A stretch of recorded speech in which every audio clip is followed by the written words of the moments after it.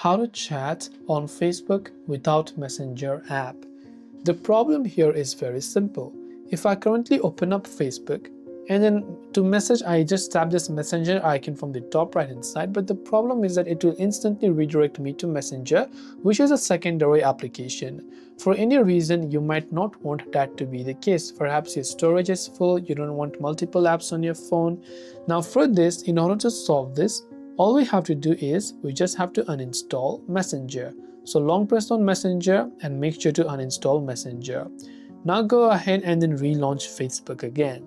Once you relaunch Facebook, now tap the messenger icon from the top right hand side. It will ask me there is more ways to chat, but we will select the option chat on Facebook from the bottom, and now we can see we can actually just chat on Facebook without just chatting on the messenger application. And this way you'll be able to go ahead and then basically chat on Facebook without Messenger by simply uninstalling Messenger itself. So I hope this video helped you out. If you have any questions, feel free to leave them down. Thank you for watching and see you soon in the next video.